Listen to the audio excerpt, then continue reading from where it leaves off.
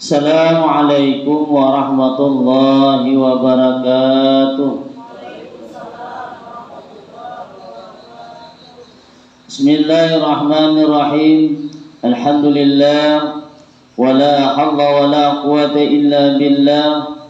Allahumma salli wa sallim ala Sayyidina Muhammadin Middahi babi rahmatillah adada ma fi ilmillah. Salatan wa salamin bidawami mulkillah wa ala alihi wa sahbihi wa man wala.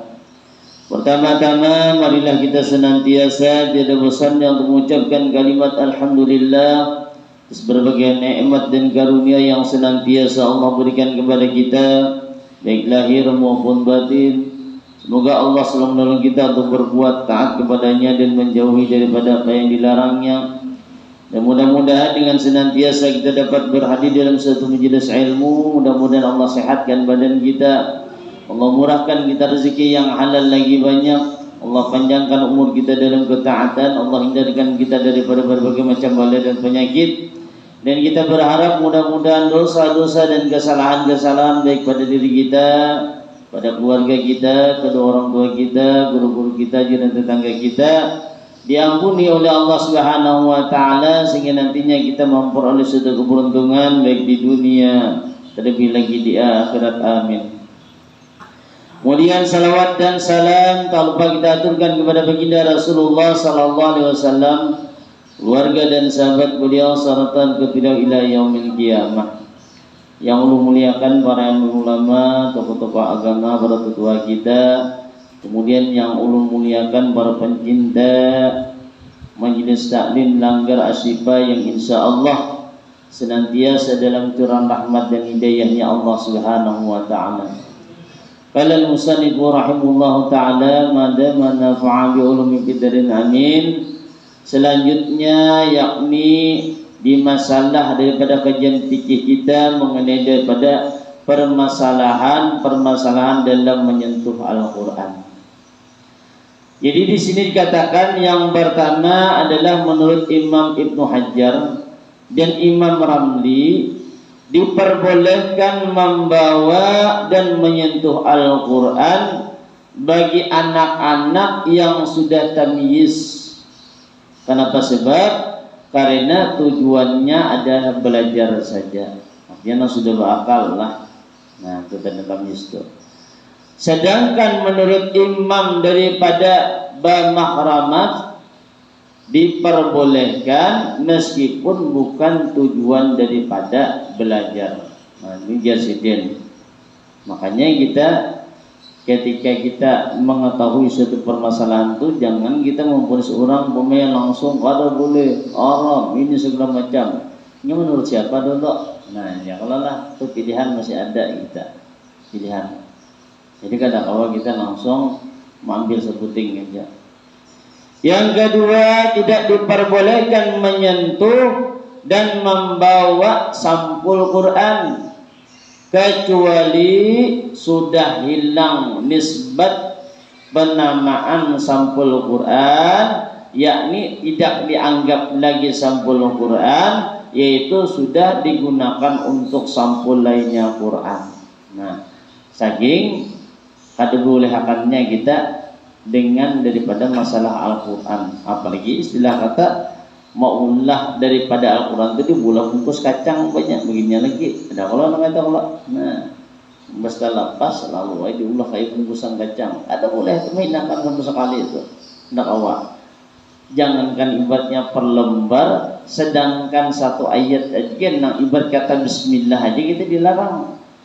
Ada diperbolehkan sebab kenapa termasuk daripada tulisan Al-Quran. Makanya jual malam bila mana kita mulai undangan, entah undangan daripada undangan perkawinan atau undangan hendak berakikah anak atau ulang tahun, tak dosa bertulis Arab, dosa. Cukup Latinnya aja. Kenapa? Dikhawatirkan orang nang mengambil daripada undangan tersebut. Di sisi lain ada nang mengerti, ada nang kada, ada nang paham, ada nang kada, ada nang bapik, ada nang sembarangan. Apalagi banyak istilah Al-Quran bebijian dia nak di lantai mamanya maginya lagi itu. Nah, magin lagi kita dibolehkan tu. Kenapa? dikhawatirkan itu adalah merendahkan dengan kedudukan Al-Quran tadi. Jadi kita harus berhati-hati betul-betul. Kemudian yang ketiga, bagi orang yang berhadas diperbolehkan membawa Al-Quran saat keadaan darurat. Nah, berhadas, bila mananya berhadas, cuma dalam keadaan darurat. Kalau umpamanya, nah kayak apa contohnya? Kalau dalam keadaan kebakaran, misalnya kalau oleh kebakaran kita nih dalam keadaan berhadas, lalu diusahakan aja ambillah ibaratnya Al-Quran tadi, dia ketimbang kalau kita bakar segala macam, maka mau kada mauai dalam keadaan darurat dan demikian tadi, maka diperbolehkan kita menyentuhnya. Jika tidak memungkinkan, tayamum, seperti umpamanya contoh kayak tadi jalan tadi, kalau khawatir terbakar atau umpamanya terjatuh ke najis, bayi dilihat Al-Quran kayaknya nagugur Al-Quran yang tadi, kalau di atas umpamanya nagugur ke bawah umpamanya, mau kadang mau kita refleks jari kita nih kan spontan langsung secara tiba-tiba langsung menangkap, tahu umpamanya Al-Quran nih, kita lihat kita umpamanya di lantai, halnya ada anak melangkah, langsung aja menarik kita berkejutan umpamanya nih dan lain sebagainya, maka itu boleh sebab dalam keadaan darurat. Dan yang keempat adalah adapun menyentuh atau membawa kitab tafsir Quran, maka diperbolehkan menyentuh dan membawanya jika tafsirnya itu tadi lebih banyak daripada Al-Quran. Ini pendapat daripada Ibnu Hajar dan Imam Ramli.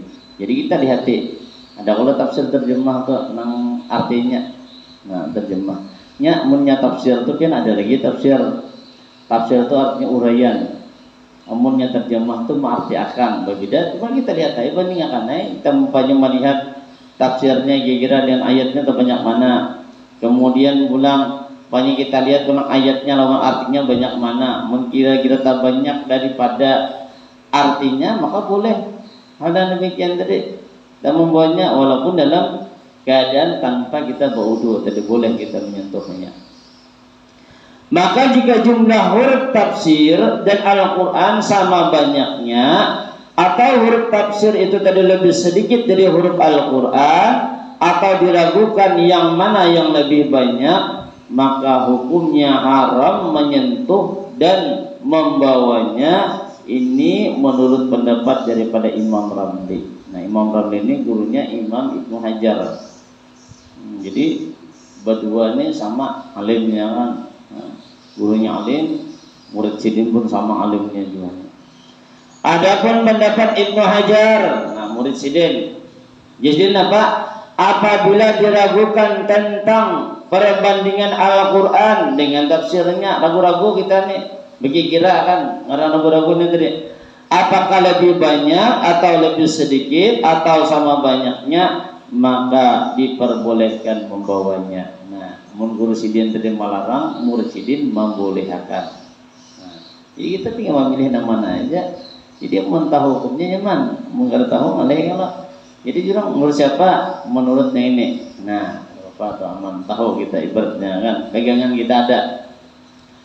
Kemudian tentang banyak sedikitnya tadi, kalau membuat tafsir Al-Quran yang dijadikan daripada perbandingan adalah seluruh Al-Quran, dan tafsirnya yang dibawa berbeda dengan menyentuh, yang diperhitungkan adalah tempat yang disentuh. Kalau pada tempat yang disentuh itu tadi lebih banyak tafsirnya atau ragu-ragu, maka diperbolehkan sebaliknya. Jika Al-Quran yang lebih banyak atau sama banyaknya, maka haram hukumnya.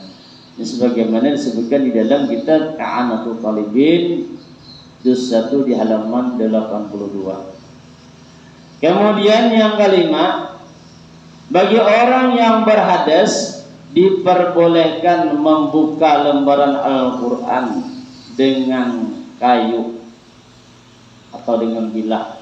Nah, ya Allah. Nah, dia membuka nyoba des pokoknya nah mali alif kene kan boleh itu boleh.